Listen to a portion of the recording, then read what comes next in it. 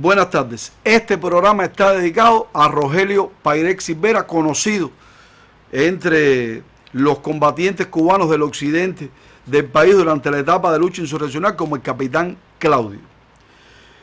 En los días finales de marzo del año 1958, en el pueblo de Artemisa, hay un comando comando de 3 combatientes, conducido por Rogelio Pairé, que todavía no era el capitán Claudio, que se encontraba distribuyendo armas para la huelga del 9 de abril de ese mismo año, o sea, eran días finales de marzo para el 9 de abril.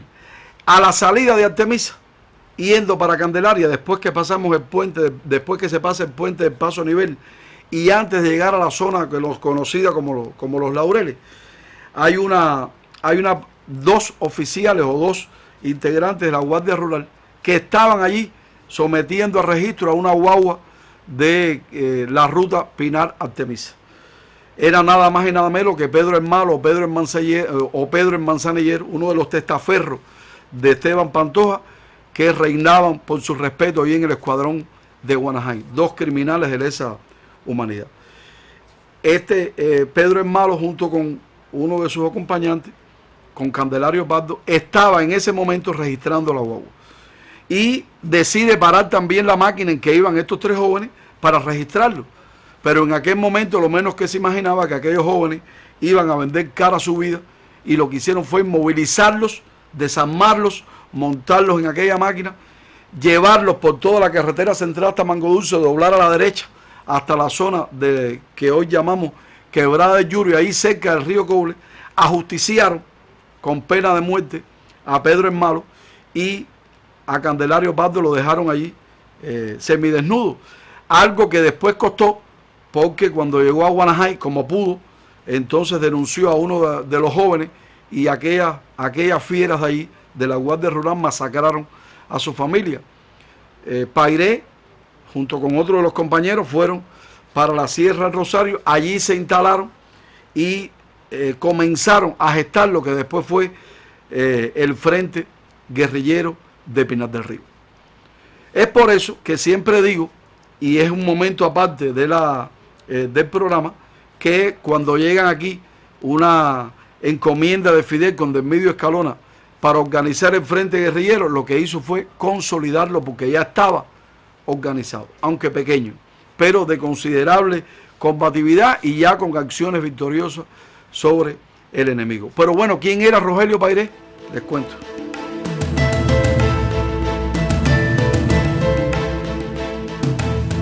Rogelio Pairé era un muchacho humilde, hijo de Dolores Silvera, maestra de la zona del Central Sandino, antiguo Central Mercedita. Hizo la escuela primaria allí en la localidad, después estudió dibujo y pintura en la escuela de San Alejandro. Allí comenzó Pairé a hacer relaciones con jóvenes revolucionarios de la capital del país. Allí comenzó a conocer la manera en que se podía organizar de manera clandestina el movimiento revolucionario. Era un joven de un espíritu rebelde bastante marcado.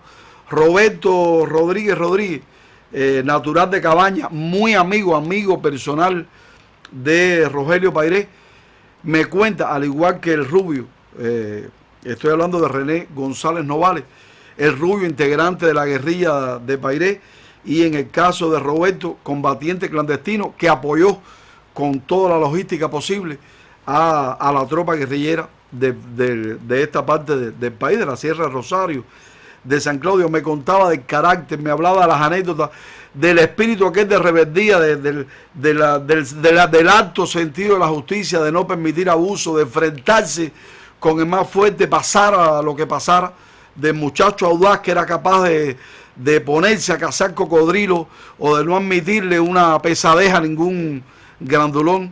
Eso hacía que, además, teniendo ya una formación ligera en el orden intelectual, pudiera interpretar correctamente la situación del país y decidir que tenía que luchar por transformarlo de manera revolucionaria, como lo había iniciado Fidel con una nueva estrategia. Es por eso que primero fue un combatiente clandestino que llegó a tener la dirección de la región 2 de Pinar del Río, y después en un combatiente guerrillero de primera línea. Y al triunfo de la revolución ya veremos. Bueno, decide venir Escalona, o sea, Fidel decide que debe venir el comandante del medio Escalona, Quinero, desde la Sierra Maestra, para organizar el frente guerrillero. Y yo decía, lo que hizo fue consolidarlo porque ya existía.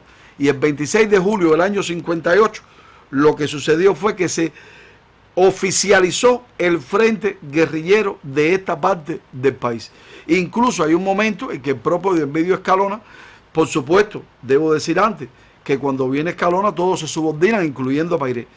Pero incluso cuando cae Pairé, cuando fue herido del medio Escalona y tuvo que recluirse durante un tiempo, quien asumió la dirección de nuevo de toda esta parte de la guerrilla en esta geografía occidental fue precisamente Rogelio Pairé, que incursionó en actividades importantes, en acciones combativas importantes.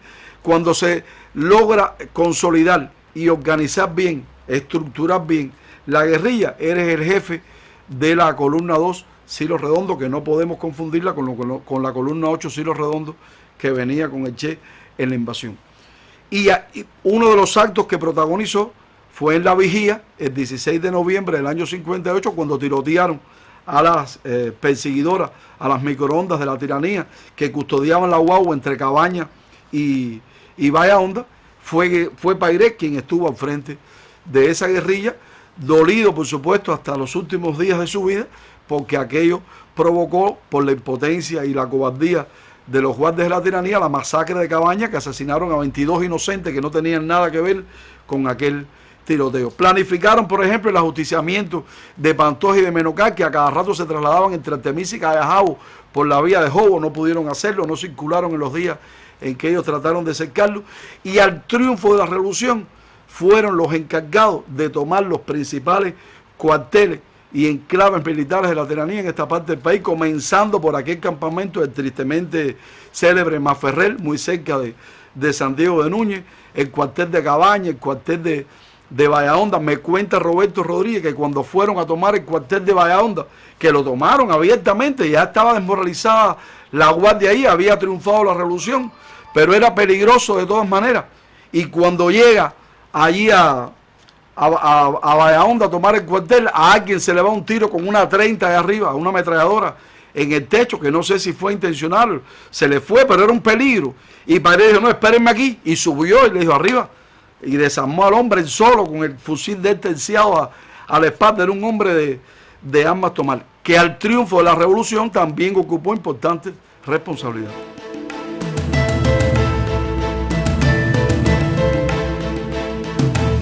Miren, me parece justo, antes de empezar a hablar de la obra de Pairé después del triunfo de la revolución, hacer referencia al contexto en que se desarrolló. Creo que debo hacer énfasis en eso, porque yo decía, o dije hace unos segundos, bueno, la tiranía se ensañó con 22 cabañenses, los asesinó, que no tuvieron nada que ver con el tiroteo de la tropa de Pairé a las microondas en la curva de La Vigía. Sí, pero era un pueblo rebelde. Bahía Honda fue un pueblo rebelde, ahí estaba Chente, ahí había un grupo de combatientes importantes. He tenido la oportunidad de visitar Cabaña, sobre todo para el homenaje que se hace todos los años en el mes de noviembre a las víctimas de la masacre. Y allí se reúnen un grupo de combatientes que en aquel momento dieron mucho que hacer. Cabaña, Sandino, esa zona se convirtió en una zona altamente peligrosa, considerada así por la tiranía, muy combativa. Muchos fueron combatientes de la clandestinidad, otros fueron combatientes rebeldes, otros ocuparon, y algunos de esos, responsabilidades importantes tras el triunfo de la revolución. Y es bueno que se conozca, porque si bien no se conoce con toda la suficiencia y con el merecimiento que merece la figura de Rogelio Pairé, no se conocen a otras figuras como algunas de las que mencioné. Eso creo que es importante que se conozca. Y todavía le debemos a Cabaña, a los historiadores, un libro que recoja la historia de esa región y todos sus alrededores, entre ellos Sandino. Esa zona, Sandino-Cabaña, fue fuerte en la etapa de lucha contra la dictadura batistiana. En el caso de Pairé, a lo que iba, al triunfo de la revolución ocupó importantes responsabilidades. Creo que es uno de los combatientes que quedó sin el grado de comandante. era el capitán Claudio, ya reconocido con una obra de más de un año, de año y medio, casi 2 años en las montañas, cuando todavía muchos no se decidieron a alzarse en esa parte del país. Un probado liderazgo, una probada valentía y por supuesto más que probada lealtad. Al triunfo de la revolución ocupó importantes responsabilidades. Una de ellas, por ejemplo, fue quien sustituyó a Olo Pantoja cuando Olo Pantoja salió de tropas guardafronteras, que dirigía guardafrontera y se fue con el Che a cumplir misión. No cualquiera seleccionaba el Che para ir a cumplir una misión como Olo Pantoja, que fue uno de los elegidos, pero no cualquiera podía sustituir a Olo Pantoja. Y fue Rogelio Pairé quien lo sustituyó al frente de las tropas guardafronteras en el país. Fue el segundo jefe de la misión cubana, de la misión militar cubana del Ministerio del Interior en Angola durante una etapa en la cual Cuba, como parte de la Operación Carlota, cumplió misión internacionalista en Angola. Me contaba René González Barrios, director del Centro Fidel Castro, hijo de René González Novales, del Rubio de Meri, que Pairé fue jefe de su padre y cuando él cumplió misión en Angola fue su jefe. Y se enorgullece de eso. Pairé es una de las grandes glorias que integran el martirologio de esta parte del país, dolorosamente poco conocida y que también le debemos una historia en la parte historiográfica a los historiadores de este país. Yo los dejo, no sin antes prometerle que pronto vuelvo con otra historia y usted recuerde, si quiere conversar sobre este tema con otra persona, lo escuchó aquí en Vericuetos.